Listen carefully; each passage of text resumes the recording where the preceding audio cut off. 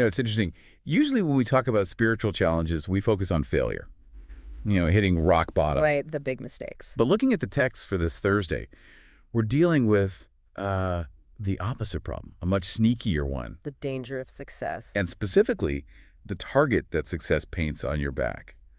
So today we're doing a deep dive into the readings for the Thursday of the second week of Ordinary Time. We've got 1 Samuel, Psalm 56, and the Gospel of Mark. And the tension across all three is, Oh, you can really feel it. you really can. I mean, the core mission here seems to be about navigating the noise. How do you stay locked into God's purpose when people are jealous or hunting you down or... Or in Jesus' case, trying to make you famous for all the wrong reasons. Exactly. So let's start with that drama in 1 Samuel chapters 18 and 19.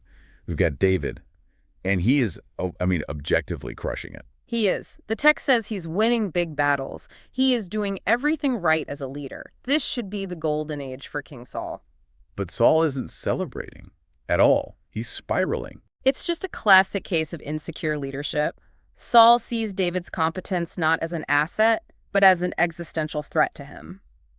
The text paints this really vivid picture of him getting very angry. Yeah, that jealousy just eats him alive. He can't stand that the people love David. It's so irrational, right?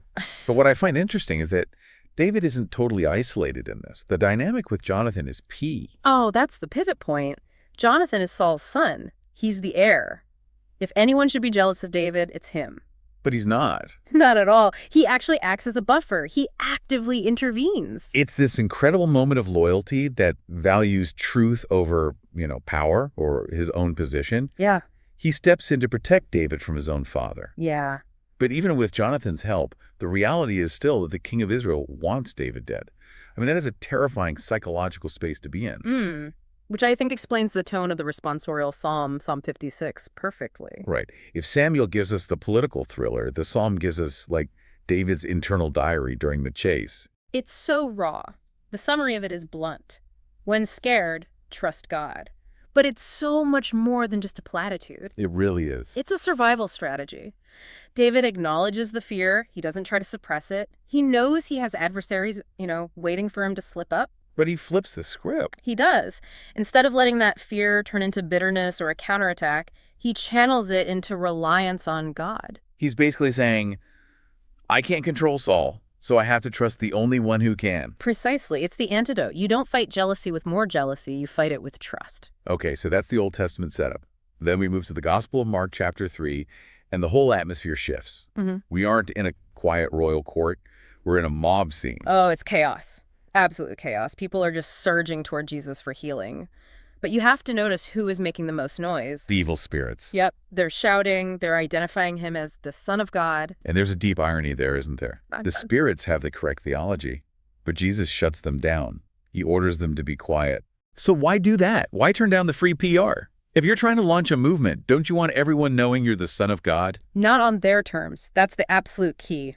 If Jesus lets the chaotic spirits define him, he becomes a spectacle, a magician. He becomes a sideshow. He does. He refuses to let the noise dictate his mission.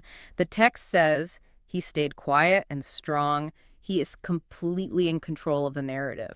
So he's maintaining his authority by refusing to engage with the chaos.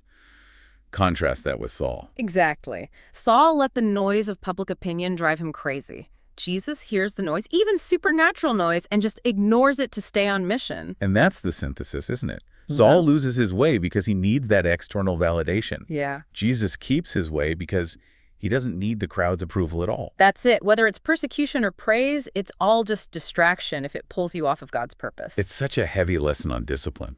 David had to trust God to handle the critics. Jesus had to have the discipline to ignore the fans and the demons. And for us, it's a powerful reminder that the loudest voice isn't always the one we should be listening to. So here's the thought to take with you. In your own life, when the volume gets turned up, whether that's criticism or hype, where do you get your stability? Is your identity anchored enough to stay quiet and strong? Or are you letting the crowd write your story? Something to chew on. Thanks for listening. See you on the next Deep Dive.